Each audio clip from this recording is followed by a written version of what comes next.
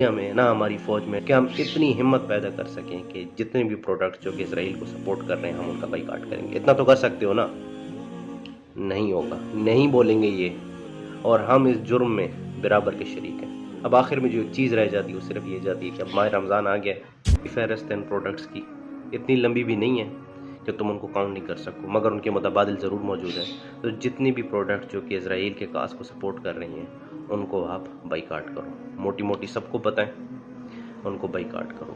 دیکھو میں کہتا ہوں کوئی ایک بہانہ بنا لو کہ جب تمہیں موت آئے نا اور اللہ کے سامنے پیش کیا جائے تو کہہ دو کہ میں بہت کمزور تھا، میں ایمان کے سب سے نچلے درجے میں تھا، مگر اتنا میں نے کیا تھا کہ میں نے اسرائیل کے پروڈکٹس کو نہیں استعمال کیا تھا. یار ایمان کے آخری درجے میں آ جاؤ اور ایک کام کر لو. اور دوسری یہ کہ اپنے اندر اتنی ہمت ضرور پیدا کرو کہ تمہارے اوپر بیٹھی ہوئے حکمران جن کو تم نے ووٹ دیا ہے، تم نے ان کو اپنے سر پہ بٹھایا، ان سے کہو کہ یار بولو تو صحیح.